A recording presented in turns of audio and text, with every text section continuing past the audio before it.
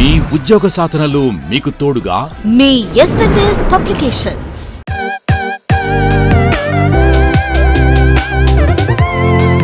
Good evening everyone. Welcome to SNS publications current affairs class. ఇవాళ మనము జరిగిన అంతర్జాతీయ, జాతీయ మరియు రాష్ట్రీయ అంశాలు డిస్కస్ చేద్దాం మన క్లాస్లో. అండ్ నిన్న మనం జరిగిన కరెంట్ అఫైర్స్ క్లాస్కి సంబంధించి క్వశ్చన్స్ అడగడం జరిగింది. అండ్ చాలామంది వ్యూవర్స్ కామెంట్ బాక్స్లో వాటి ఆన్సర్స్ ఇచ్చారు. I'm really happy for that. చాలామంది కరెక్ట్ ఆన్సర్స్ ఇచ్చారండి. ఒకసారి మనము ఆ కామెంట్స్ ఏంటో ఒకసారి చెక్ చేద్దాము.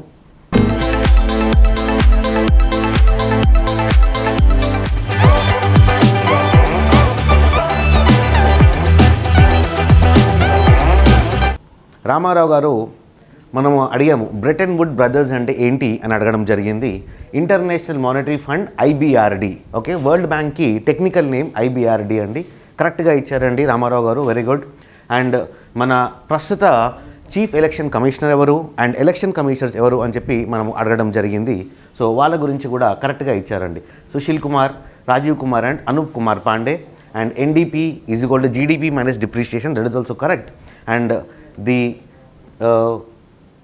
Establishment or the previous banks of State Bank of India అని కూడా మనం అడగడం జరిగింది. కరెక్ట్గా ఆన్సర్ ఇచ్చారండి, వెరీ గుడ్. అండ్ ఇలాగే ఐఎంఎఫ్, వరల్డ్ బ్యాంక్ గురించి కూడా విజయ్ కుమార్ గారు ఆన్సర్ ఇవ్వడం జరిగింది. వెరీ గుడ్ అండి, I appreciate your efforts. And the year of establishment of State Bank of India is also given, very good sir. Kalpana గారు World Bank and International Monetary Fund, very good అండి. దీని గురించి నేను కొంచెం లైట్గా డిస్కస్ చేస్తాను ఇప్పుడు. And election commissioners Sunil Arora గారు ఆల్రెడీ రిటైర్ అయిపోయారండి. ఇది మనం కొంచెం కరెక్ట్ చేసుకుందాము అది. అండ్ ఈ ఎలక్షన్ కమిషనర్స్ కూడా మన భారతదేశానికి వాళ్ళు కంటిన్యూస్గా ముగ్గురు ఉండరండి. ఓకే, కొన్ని సంవత్సరాల పాటు ఒకరే ఉన్నారు, తర్వాత మళ్ళీ ముగ్గురు వచ్చారు, మళ్ళీ ఇప్పుడు ఒకరయ్యారు, మళ్ళీ ఇప్పుడు ముగ్గురు ఉన్నారు అనమాట. సో అలా డిస్కంటిన్యూస్ ప్రాసెస్ జరుగుతూ ఉండింది. అదొకసారి మనం చెక్ చేద్దాము. Then State Bank of India creation, very good. Lot of people have given the answers. I appreciate your efforts, sir. Congratulations. Now ఒక్కసారి మనము ఆ క్వశ్చన్స్ని డిస్కస్ చేసుకొని ఇవాళ కరెంట్ అఫైర్స్లోకి వెళ్ళిపోదామండి. ఓకే, సో నిన్న మనం అడిగిన ఫస్ట్ క్వశ్చన్ ఏంటండి, బ్రెటన్ వుడ్ బ్రదర్స్ అంటే ఏంటి అని అడిగామండి. బ్రెటన్ వుడ్ బ్రదర్స్ అంటే ఏంటి అని అడగడం జరిగిందండి. Bretton Wood brothers, Bretton Woods అనేది యాక్చువల్లీ అమెరికా దేశంలోని ఒక ప్రాంతం పేరు. ఓకే, అమెరికా దేశంలోని న్యూ హ్యాంప్షైర్లో ఉన్న ఒక ప్రాంతం పేరు. ఇక్కడ 1944 సంవత్సరం 1944 July, after the second world war, రెండవ ప్రపంచ యుద్ధం జరిగిన తర్వాత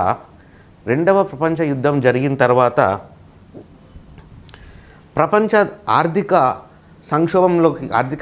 సంస్థ మొత్తం సంక్షోభంలోకి వెళ్ళిపోయింది. కాబట్టి దాన్ని కరెక్ట్ చేసుకోవడానికి, అంటే మళ్ళీ మన ప్రపంచ ఎకనామీ ఏదైతే ఉందో ఆర్థిక రంగాన్ని మళ్ళీ తిరిగి గాడిలో పెట్టాలి అంటే ఏం చేయాలి అని ఈ కాన్ఫరెన్స్ జరిగింది. ఈ కాన్ఫరెన్స్లోంచే రెండు అంతర్జాతీయ సంస్థలు పుట్టుకొచ్చాయండి. అవే వరల్డ్ బ్యాంక్ మరియు international Monetary fund. World bank మరియు ఇంటర్నేషనల్ మానిటరీ ఫండ్. అండ్ ఈ వరల్డ్ బ్యాంక్కి టెక్నికల్ నేమ్ ఒకటి ఉందండి. యాక్చువల్లీ ఈ వరల్డ్ బ్యాంక్ అనేది ఒక సింగిల్ ఇన్స్టిట్యూషన్ కాదు. World bank is not a single institution. World bank is a group of 5 institutions. Okay, it is a group of 5 institutions. ఓకేనా అండి. అండ్ నేను ఇవాళ మీకు క్వశ్చన్ ఇస్తున్నాను. The next following question for this is, ఈ 5 institutions పేర్లు ఏంటో రాయండి. I really I be very happy if you can write this very good. Okay, you have good knowledge in economy అని చెప్పి నేను ఒప్పుకుంటానండి. Okay, what are the 5 institutions of World Bank? ఇది answer రాయండి. I be very happy for that. Next, ఈ World Bank, International Monetary Fund headquarters ఎక్కడ ఉంటాయని చెప్పి మనల్ని ఫ్రీక్వెంట్గా అడుగుతారండి. It is in Washington DC, US. Washington DCలో దీని ముఖ్య కార్యాలయం ఉందండి. అండ్ ప్రపంచ బ్యాంకు అనగానే 5 సంస్థలు అని చెప్పాను కదా, ఆ 5 సంస్థల పేర్లు మీరు కామెంట్ బాక్స్లో రాయండి. This is our first question. Okay, follow up questions చాలా ఉన్నాయి, will discuss them later. Next, దీని తర్వాత మనము స్టేట్ బ్యాంక్ ఆఫ్ ఇండియా గురించి నేను క్వశ్చన్ అడగడం జరిగిందండి. ఓకే, బ్రిటిష్ వారు భారతదేశాన్ని పాలించేటప్పుడు 3 ముఖ్య ప్రాంతాల నుంచి పాలించేవారండి. మద్రాసు, బొంబాయి, కలకత్తా. ఆ 3 ప్రదేశాలలో 3 బ్యాంక్స్ ఏర్పాటు చేశారు. వాటిని Bank of Bombay, Bank of Calcutta, Bank of Madras అనేవారండి. ఆ మూడు బ్యాంక్స్ని కలిపి ఇంపీరియల్ బ్యాంక్ అని చెప్పి ఒక కొత్త బ్యాంక్ని తయారు చేయడం అంటే రూపొందించడం జరిగిందండి. 1921 సంవత్సరంలో ఇంపీరియల్ బ్యాంక్, మూడు బ్యాంక్స్ని కలిపేసి కొత్త బ్యాంక్ని ఏర్పాటు చేశారు. ఇంపీరియల్ బ్యాంక్ అని అంటారు దాన్ని. అది ఎప్పుడు 1921 సంవత్సరంలో ఏర్పాటు చేశారండి. ఈ ఇంపీరియల్ బ్యాంకు 1955 సంవత్సరం వరకు అలాగే ప్రయాణం కొనసాగించింది. It continued till 1955 and in 1955 భారత ప్రభుత్వం, ఓకే, మనకు అప్పటికే స్వాతంత్రం వచ్చేసిందండి. భారత ప్రభుత్వం ఈ బ్యాంకుని నేషనలైజ్ చేసిందండి, జాతీయం చేసేసింది. Okay, the government of India nationalised the imperial bank of India as state Bank of India in 1955. ఇది గుర్తుపెట్టుకోండి. Okay, 1955 state Bank of India was nationalised and the earlier name was imperial bank of India. Please remember this. ఓకేనా అండి? ఇది SBI చరిత్ర, గత చరిత్ర. అలాగే now chief election commissioner గురించి నేను క్వశ్చన్ అడగడం జరిగింది. మన ఫస్ట్ పొజిషన్లో ఉండేది చీఫ్ ఎలక్షన్ కమిషనర్ అండి. చీఫ్ ఎలక్షన్ కమిషనర్ కింద ఇద్దరు ఎలక్షన్ కమిషనర్స్ ఉంటారండి. ఈ వ్యక్తి ఎవరైతే ఇక్కడ నియమింపబడతారో వాళ్ళ టర్మ్ 6 years, 6 సంవత్సరాలు ఆర్ 65 సంవత్సరాలు వచ్చే వరకు అండి. Okay, 6 years or till he attains 65 years is as the retirement age. అంతవరకు వాళ్ళు అదే పొజిషన్లో కంటిన్యూ అవుతారు. And who will appoint the chief election commissioner? చీఫ్ ఎలక్షన్ కమిషనర్ని ఎవరు నియమిస్తారు? భారత రాష్ట్రపతి. The president of India appoints the chief election commissioner. గుర్తుపెట్టుకోండి. ఓకేనా? సో ఇప్పుడు ఈ పొజిషన్లో ఎవరు ఉన్నారండి? సుశీల్ కుమార్ గారు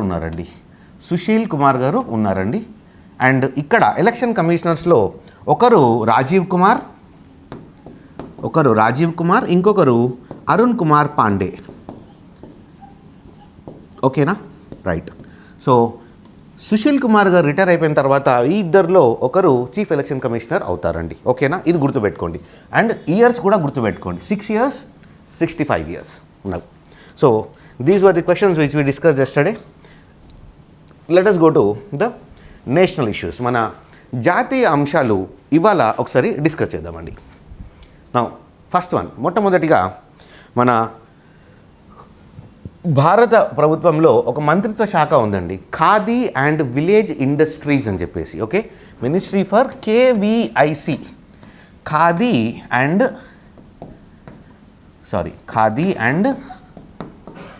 village industries council.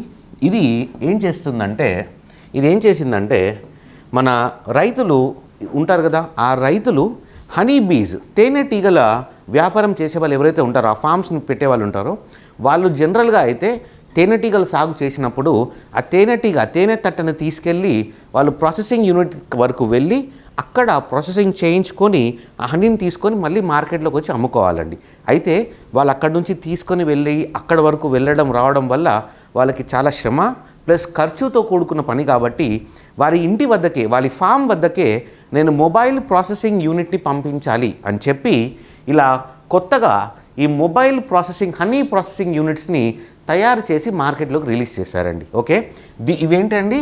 Mobile honey processing units, తేనెని తయారు చేసే యూనిట్ అనమాట ఇది. ఓకే, ఇది ఒక్క రోజులో అంటే 8 గంటలలో దాదాపు మనకి 300 లీటర్స్ అండి.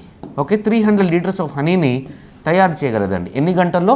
8 గంటలలో 300 లీటర్ల హనీని ప్రాసెస్ చేయగలదండి. దీన్ని రైతు వద్దకే తీసుకెళ్ళి అక్కడే ప్రాసెసింగ్ చేయించేలాగా వీళ్ళు ఏర్పాటు చేయడం జరిగింది. ఇది ఎందుకు అంటే ఈ ప్రోగ్రామ్ని ఇనిషియేట్ చేయడానికి మెయిన్ రీజన్ ఏంటి అని అంటే, మన ప్రధానమంత్రి ఒక కొత్త రెవల్యూషన్స్ చెప్పారండి. ఓకే, కొత్త ఉద్యమాన్ని స్టార్ట్ చేశారు. ఏంటండి అది? Sweet Kranti.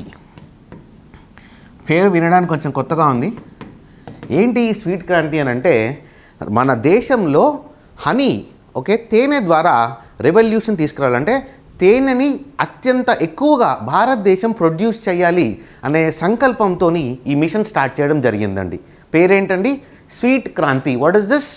To increase the production of honey in India. To increase the production of honey in India is the aim of sweet Kranti. ఆ మిషన్ భాగంగా ఆ మిషన్లో పార్ట్గానే ఆ భాగంగానే ఈ మొబైల్ ప్రాసెసింగ్ యూనిట్స్ని మార్కెట్లోకి రిలీజ్ చేయడం జరిగిందండి. ఓకే, ఎవరు చేశారు? ఖాదీ అండ్ విలేజ్ ఇండస్ట్రీస్, గుర్తుపెట్టుకోండి. నెక్స్ట్, ఇది మనకి మన ప్రధానమంత్రి మోడీ గారు ఇవాళ ఒక డిక్లరేషన్ ఇచ్చారండి. ప్రతి సంవత్సరం అంటే ఈ ఇయర్ నుంచి ప్రతి సంవత్సరం డిసెంబర్ 26వ తేదీని వీర్ బాల్ దివస్గా సెలబ్రేట్ చేస్తాము అని డిక్లరేషన్ ఇచ్చారండి. వీర్ బాల్ దివస్ లాగా సెలబ్రేట్ చేస్తాము అని డిక్లరేషన్ ఇవ్వడం జరిగింది. ఓకే, అండ్ ఈ డిసెంబర్ 26వ తేదీని వీర్ బాల్ దివస్ లాగా డిక్లేర్ చేయడానికి, సెలబ్రేట్ చేయడానికి గల కారణం ఏంటి? దీనికి మనకు కొంచెం చరిత్రలోకి వెళ్ళాలండి, హిస్టరీ చదువుకోవాలి ఇక్కడ. ఈ వీర్ బాల్ దివస్ ఎందుకు అని అంటే, ఈ పిక్చర్లో చూపిస్తున్న ఇద్దరు చిన్నారులు, వీరిద్దరూ మన సిక్ మత గురువు అయిన గురు గోబింద్ సింగ్ కుమారులండి. ఓకే, గురు గోబింద్ సింగ్ తెలుసు కదా, సిక్కి గురువులు ఉంటారండి, సిక్ రిలీజియన్కి. దాంట్లో ఫస్ట్ గురువు పేరు గురు నానక్ దేవ్, 10వ గురువు పేరు గురు గోబింద్ సింగ్. ఆ 10వ గురువు అయిన గురు గోబింద్కి 4 కుమారులండి. అందులో చిట్ట చివరి కుమారులు వీళ్ళిద్దరండి. ఓకే, వీరి పేరు Sahibzade Zorawar Singh and Sahibzade Fateh Singh. Okay, and 705 సంవత్సరం 1705.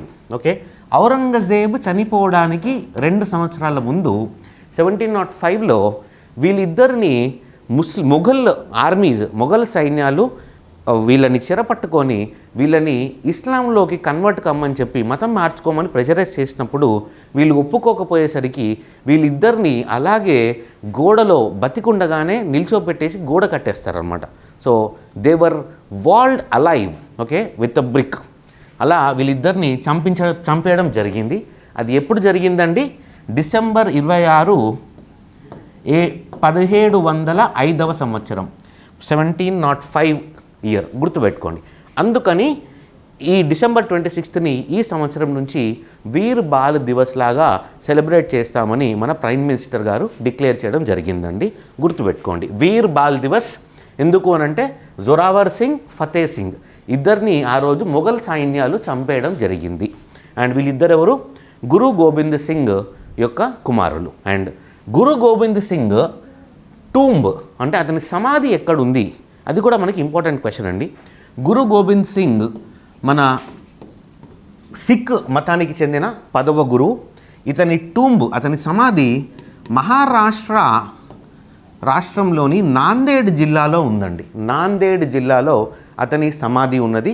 అండ్ గురు గోబింద్ సింగ్ దేనికి famous? Guru Gobind Singh is famous for starting the Khalsa Panth. Okay, సిక్కులో సైన్యం ఉంటారు కదా, సిక్ సైనికులు అని అంటారు, మత రక్షకులు అని అంటారు వాళ్ళని. సో ఆ మత రక్షకులని ఖల్సా పంత్ అంటారండి. ఖల్సా పంత్. ఈ ఖల్సా పంత్ని ఆరంభించిన సిక్ మత గురువు ఎవరు అని అడిగితే దానికి ఆన్సర్ ఏంటండి? గురు గోబింద్ సింగ్ అని రాయాలండి. ఓకేనా? అలాగే ఈ ఖల్సా పంత్తో పాటు ఇంకొక 2 పదాలు ఉన్నాయండి టర్మినాలజీ ఎగ్జామ్ పరంగా గుర్తుపెట్టుకోవడానికి. ఒకటి ఏంటి అని అంటే పంజ్ ప్యారే అంటే ఏంటి అని అడుగుతారండి. పంజ్ ప్యారే సిక్ మతానికి సంబంధించి పంజ్ ప్యారే అనగానేమి అని అడిగితే పంజ్ ప్యారే అని అంటే ఈ ఖల్సా పంత్లో జాయిన్ అయిన మొట్టమొదటి 5 శిష్యులు, the first 5 disciples who joined Khalsa Panth. Okay, the first 5 disciples who joined Khalsa Panth are called పంజే ప్యారే. ఈ వర్డ్ కూడా గుర్తుపెట్టుకోండి. అలాగే ఇంకొక పదం ఉందండి, పంజే కక్క. పంజే కక్క అంటే సిక్ మతానికి, అంటే సిక్ మతాన్ని ఫాలో అయ్యేవారు ఖచ్చితంగా 5 Ksని ఫాలో అవ్వాలండి. ఓకే, 5 రూల్స్ ఉంటాయండి వాళ్ళకి, దాన్ని 5 Ks అని అంటారు. అవి ఏంటో ఒకసారి మీరు కామెంట్ బాక్స్లో రాయండి. ఓకేనా? ఈ 5 Ks ఏంటి? What are the 5 Ks? Letter K of Sikh religion. ఓకేనా? ఇది కూడా మనం రేపు క్లాస్లో డిస్కస్ చేద్దాం. నెక్స్ట్ ఇది మన గురు గోవింద్ సింగ్ సంబంధించిన కొంచెం హిస్టరీ. అలాగే మీకు గురు గోవింద్ సింగ్లో సిక్ రిలీజన్కి మన ఎగ్జామ్ పాయింట్ ఆఫ్ వ్యూలో చూస్తే ఫస్ట్ గురువు, లాస్ట్ గురువు, అర్జున్ దేవ్ ఇంపార్టెన్స్ ఏంటి, ఓకే, సిక్ మతానికి చెందిన గ్రంథం ఉంటుంది, ఓకే, ఆ గ్రంథం పేరేంటి, అది ఎన్ని భాషల్లో లిఖింపబడింది, ఇలాంటి కొన్ని క్వశ్చన్స్ ఉంటాయండి. అవి ఒకసారి మీరు చూసుకొని మీరు కవర్ చేసుకోండి, అవి ఎగ్జామ్కి ఇంపార్టెంట్ అవి. నెక్స్ట్ ఇది ఢిల్లీ రాష్ట్రానికి చెందిన కరెంట్ అఫైర్స్ టాపిక్ అండి. ఢిల్లీ గవర్నమెంట్ ఇది పిల్లలకి చదువు నేర్పించే రంగంలో, ఎడ్యుకేషనల్ సెక్టర్లో చాలా విప్లవాలను తీసుకొస్తుందండి. కొత్త చేంజెస్, కొత్త ఐడియాలజీస్. సపోజ్ మీకు ఎగ్జాంపుల్ ఇవ్వాలి అని అంటే the first government to include happiness curriculum, okay, ఆ హ్యాపీనెస్ కరిక్యులంని ఇంట్రడ్యూస్ చేసిన మొట్టమొదటి ప్రభుత్వం ఏది అని అడిగితే అది ఢిల్లీ గవర్నమెంట్ అండి, గుర్తుపెట్టుకోవాలి. అలాగే వీళ్ళు ఏం చేశారంటే స్కూల్ పిల్లలలో ఎంటర్‌ప్రెన్యూర్‌షిప్ అంటే నువ్వు ఉద్యోగం చేయడం కాకుండా ఉద్యోగం కల్పించే స్టేజ్లో ఉండాలి, okay, you should be an entrepreneur. నీకు సొంతంగా స్టార్టప్ పెట్టుకోవాలి అని అంటే చిన్నప్పటి నుంచే పిల్లలలో ఆ మైండ్ సెట్ తీసుకురావాలి అని చెప్పి ఒక ప్రోగ్రామ్ స్టార్ట్ చేశారండి. Entrepreneurship mindset programme, entrepreneurship mindset programme అని ఒకటి స్టార్ట్ చేయడం జరిగిందండి. ఇదేంటి అంటే స్కూల్ పిల్లలలో ఈ ఎంటర్‌ప్రెన్యూర్‌షిప్ ఐడియాలజీ రావాలి, వాళ్ళు కొత్త ఐడియాస్తోని వాళ్ళు ఒక కంపెనీని స్టార్ట్ చేయాలి. They should find innovative solutions for the problems in current Indian society అని చెప్పి ఇది స్టార్ట్ చేయడం జరిగింది. ఈ ప్రోగ్రాంలో భాగంగా వీళ్ళు బిజినెస్ బ్లాస్టర్స్ అని చెప్పి ఒక కాంపిటీషన్ లాగా పెట్టడం జరిగిందండి, బిజినెస్ బ్లాస్టర్స్ అని.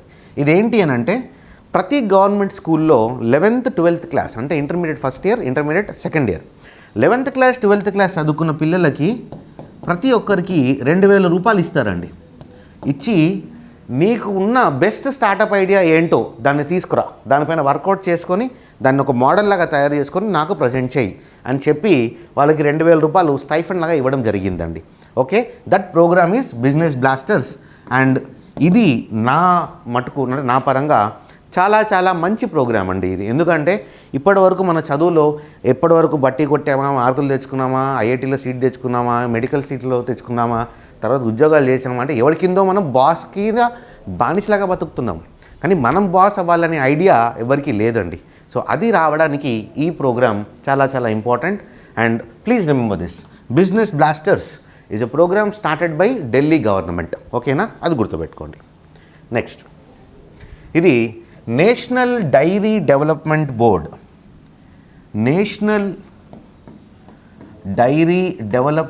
బోర్డ్కి సంబంధించిన అంశం అండి, కరెంట్ అఫైర్స్.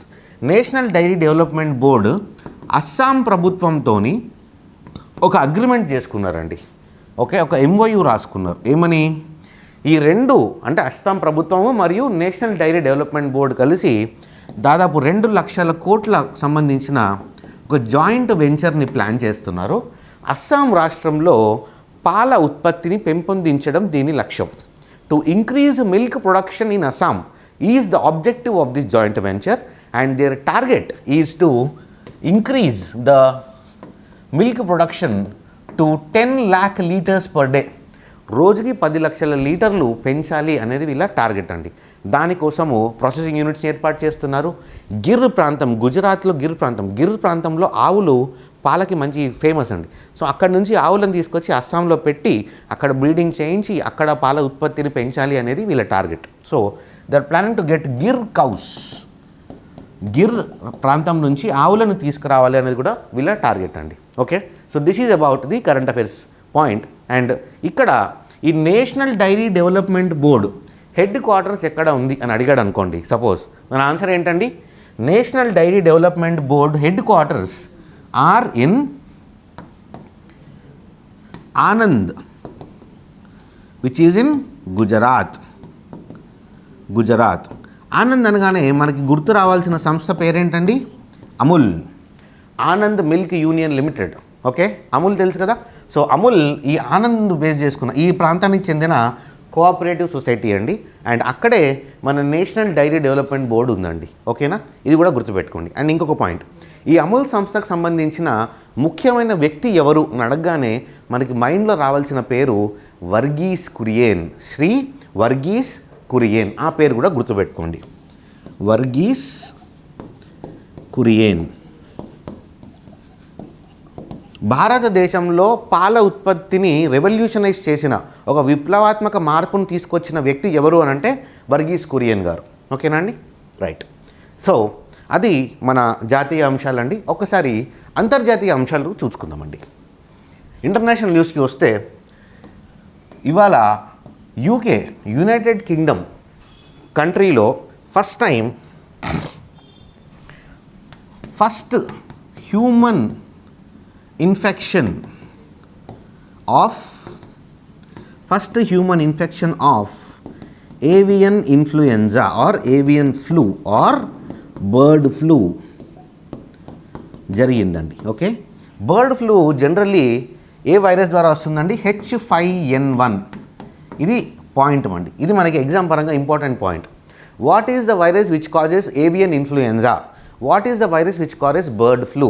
బర్డ్ ఫ్లూకి కారకురాలయ్యే వైరస్ ఏంటి అని అడిగితే దాని పేరు H5N1. గుర్తుపెట్టుకోండి, H5N1, రైట్.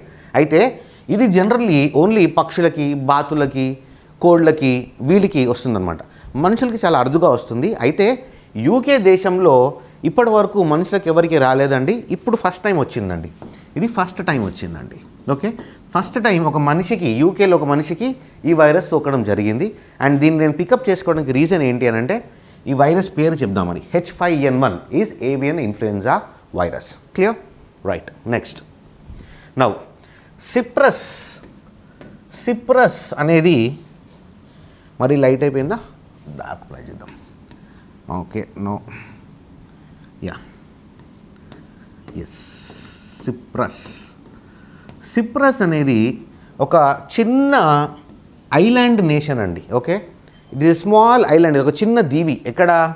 ఈ టర్కీ కింద. ఓకే, మెడిటరేనియన్ సీలో, మెడిటరేనియన్ మహాసముద్రంలో ఒక చిన్న దీవి అండి. ఇది ఒక సపరేట్ కంట్రీ. అండ్ ఈ కంట్రీలో కొత్తగా ఒమైక్రాన్ ప్లస్ డెల్టా కలిపి డెల్టా క్రాన్ అనే వేరియంట్ వచ్చిందండి. మనం ఏదైతే భయపడుతున్నామో అదే రావడం జరిగింది. That is the combination of Omicron variant and Delta variant which is Deltacron variant. దీన్ని దాదాపు 21 కేసులు బయటపడడంతో దీన్ని ల్యాబ్కి పంపించి కన్ఫర్మేషన్ కోసం వెయిట్ చేస్తున్నారు. ఇది కనుక వస్తే then we are in deep trouble because delta variant is very deadly and omicron variant చాలా తొందరగా వ్యాప్తిస్తుంది. ఇది చాలా డేంజరస్ అండ్ ఇది ఒమిక్రాన్ ఏమో తొందరగా వ్యాపిస్తుంది. రెండు కలిపితే డేంజరస్ ప్లస్ హై స్ప్రెడ్, రెండు ఒకేసారి మనకి ప్రాబ్లమాటిక్ అయ్యే ఛాన్సెస్ ఉన్నాయండి. డెల్టా క్రాన్ వైరస్ ఇది ఏ దేశంలో మొట్టమొదటిసారిగా గుర్తించారు? సిప్రస్. గుర్తుపెట్టుకోండి, Cyprus. This is a island nation in Mediterranean sea. Okay, next now coming to the state news. మన తెలుగు రాష్ట్రాలకు సంబంధించి ఒక ఇంపార్టెంట్ న్యూస్ నాకు దొరికిందండి. అదేంటి అని అంటే Telangana government JNTU Jawaharlal Nehru technological యూనివర్సిటీని ఇప్పటికే తెలంగాణలో 4 ప్రదేశాలలో ఇది ఎస్టాబ్లిష్ చేశారండి. అండ్ ఇప్పుడు కొత్తగా 5th ప్లేస్లో స్టార్ట్ చేయబోతున్నారు. అది ఎక్కడ అండి? మహబూబ్ నగర్ ప్రాంతంలో, అంటే దక్షిణ తెలంగాణలో ఇప్పటి వరకు ఒక్కటి కూడా JNTU లేదండి. ఇప్పటి వరకు 4 ప్రదేశాల్లో ఉన్నాయి. ఆ 4 ప్రదేశాలు ఏంటి అండి? హైదరాబాద్లో ఉందండి, మనకి కరీంనగర్లో ఉంది, మెదక్లో ఉంది అండ్ జగిత్యాల్లో ఉందండి. మెదక్, జగిత్యాల్, కరీంనగర్ అండ్ హైదరాబాద్. దక్షిణ తెలంగాణ, సౌత్ తెలంగాణలో JNTU లేదు. దాన్ని ఇప్పుడు కొత్తగా ఆరంభిస్తున్నారండి. మహబూబ్ నగర్లో 5వ JNTUని సెటప్ చేయబోతున్నారు. This is the news from Telangana. Okay, now after the state news, ఎకానమీకి సంబంధించి ఒక ఇంపార్టెంట్ న్యూస్ ఐటమ్ అండి. దట్ ఈజ్ రిగార్డింగ్, ఈ వ్యక్తి మనకి చాలా సుపరిచితుడు. కొంచెమన్నా న్యూస్ మనం ఫాలో అవుతున్నామంటే 2-3 ఇయర్స్ బ్యాక్ ముందు వరకు దాదాపు ప్రతిరోజు మనం ఇతన్ని న్యూస్లో కానీ పేపర్లో కానీ చూసేవాళ్ళం. ఇతని పేరు ఉర్జిత్ పటేల్ గారు. ఉర్జిత్ పటేల్ గారు ఇతను మన రిజర్వ్ బ్యాంక్ ఆఫ్ ఇండియాకి గవర్నర్గా పనిచేశారండి. ఉర్జిత్ పటేల్ గారు రిజర్వ్ బ్యాంక్ ఆఫ్ ఇండియాకి గవర్నర్గా పనిచేశారండి. Okay, RBI governor, ex RBI governor is Urjit Patel. మరి ఎక్స్ ఆర్బీఐ గవర్నర్ గురించి నేను ఇప్పుడు ఎందుకు మాట్లాడుతున్నాను అని అంటే, చైనా దేశము సారథ్యం వహించే ప్రపంచ బ్యాంక్ ఒకటి ఉందండి. దాని పేరు Asian infrastructure industrial development bank. Okay, Asian infrastructure and industrial development bank అని చెప్పి ఒక బ్యాంక్ని ఏర్పాటు చేయడం జరిగిందండి. ఈ బ్యాంక్ హెడ్ క్వార్టర్స్ ఎక్కడ ఉన్నాయి? బీజింగ్లో ఉన్నాయండి. ఈ బ్యాంక్ హెడ్ క్వార్టర్స్ బీజింగ్లో ఉన్నాయి. అండ్ దీన్ని 2016వ సంవత్సరంలో ఏర్పాటు చేయడం జరిగింది. అండ్ ఉర్జిత్ పటేల్ గారిని ఈ బ్యాంకుకి వైస్ చైర్మన్గా నియమించడం జరిగిందండి. Vice president, sorry, not vice chairman, vice president అంటారండి. So Urjit Patel is appointed as the vice president of AIIDB, whose headquarters are in Beijing. అండ్ దీన్ని లీడ్ చేసే కంట్రీ ఏదండి అంటే దాని హెడ్ అన్నిటికంటే ఎక్కువ ఇన్వెస్ట్మెంట్ చేసిన కంట్రీ చైనా అండి. చైనాలో ఈ బ్యాంక్ ఉందండి, గుర్తుపెట్టుకోండి. And India is also member of this bank. Okay, India is also member of this bank. ప్రస్తుతానికి అంటే ప్రపంచవ్యాప్తంగా 104 దేశాలు దీనికి సభ్యులుగా ఉన్నాయండి. 104 దేశాలు ఈ బ్యాంకుకి సభ్యులుగా ఉన్నాయి. అండ్ ఈ బ్యాంక్ ఏర్పరచడానికి ముఖ్య కారణం ఏంటి అని అంటే, వరల్డ్ బ్యాంక్ ఉంది. వరల్డ్ బ్యాంక్కి ఎక్కువ ఇన్ఫ్లుయెన్స్ చేసేది America. And Asian development bank ఉంది, ADB అని అంటారు. దీంట్లో ఎక్కువ ఇన్ఫ్లుయెన్స్ చేసేది జపాన్. మరి చైనా దాని దమ్ము కూడా చూపించుకోవాలి కదా. చైనా ఇన్ఫ్లుయెన్స్ చూపించుకోవాలి అని అంటే ఏ బ్యాంకు లేదు అక్కడ. అండ్ ఉన్న బ్యాంక్స్ చైనాకి సహకరించట్లేదు. సో అలాంటప్పుడు చైనా ఏం చేసింది, నువ్వేంటి నాకు సహాయం చేసేది, నేనే కొత్త బ్యాంక్ పెట్టుకుంటానని చెప్పి ఈ బ్యాంక్ ఏర్పాటు చేసిందండి. Okay, AIIDB headquarters in Beijing, గుర్తుపెట్టుకోండి. Okay, right. Persons in news and important days. Persons in న్యూస్లో ఇది చాలా ఇంపార్టెంట్, ఒక్కసారి మీరు జాగ్రత్తగా వినండి. ఈ వ్యక్తి పేరు ఫాతిమా షేక్. అండ్ ఈ వ్యక్తిని గూగుల్ ఇవాళ తన డూడుల్లో సెలబ్రేట్ చేసిందండి. ఇప్పుడు మనం గూగుల్ ఓపెన్ చేస్తాం కదా, రోజుకు బొమ్మ ఉంటుంది, ఆ యానిమేషన్ ఉంటుంది దాంట్లో గూగుల్లో. ఆ యానిమేషన్లో ఇవాళ ఈ బొమ్మ ఉందండి. ఓకే, మరి ఈమె ఎవరు? ఈ ప్రపంచవ్యాప్తంగా గూగుల్ గుర్తించినప్పుడు భారతీయులు మనకి తెలియాలి కదా తినెవరో. తిను మన భారతదేశపు మొట్టమొదటి ముస్లిం మహిళా టీచర్ అండి. First women Muslim teacher of India is Shri Fatima Sheikh. తిను మన మహాత్మా జ్యోతిబా పూలే ఐడియా ఉంది కదా మీకు, మహారాష్ట్రలోని సంఘ సేవ సంస్కర్త. ఆ సంఘ సంస్కర్త భార్య జ్యోతిబా పూలే భార్య సావిత్రిబాయి పూలే. ఓకే, సావిత్రిబాయి పూలే జ్యోతిబా పూలే భార్య. సో సావిత్రిబాయి పూలే మరియు ఫాతిమా షేక్ ఇద్దరూ కలిసి ఒక అమెరికన్ మిషనరీ చర్చ్ స్కూల్ ఉంటుంది కదా, మిషనరీ స్కూల్లో టీచర్లుగా జాయిన్ అయ్యి అక్కడ టీచింగ్ చేసి తర్వాత జ్యోతిబా పూలే స్థాపించిన 5 స్కూల్స్లో ఇద్దరు టీచర్లుగా పనిచేశారండి. So she was a teacher in all the schools established by Mahatma Jyotiba Phule. She was a teacher in all the schools established by Mahatma Jyotiba Phule, గుర్తుపెట్టుకోండి. ఓకేనా. ఫాతిమా షేక్ భారతదేశంలోని మొట్టమొదటి మహిళా ముస్లిం టీచర్ అని గుర్తుపెట్టుకోండి. అండ్ తిని ఏ రాష్ట్రానికి చెందిందండి? మహారాష్ట్ర. అండ్ ఇవాళ ఎందుకు గుర్తు చేసుకుంటున్నాము? ఇవాళ తన బర్త్ యానివర్సరీ. ఓకే, తన బర్త్ యానివర్సరీ 1871 సంవత్సరం జనవరి 9వ తేదీన తను పుట్టడం జరిగిందండి.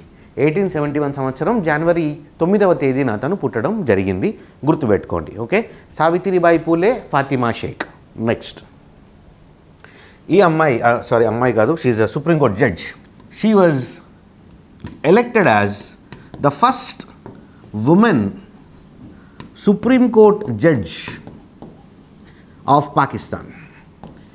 తిను పాకిస్తాన్ దేశంలోని సుప్రీంకోర్టుకి ఎన్నిక అవ్వబడిన మొట్టమొదటి మహిళ, first women Supreme Court judge of Pakistan, this woman. ఓకేనా అండి.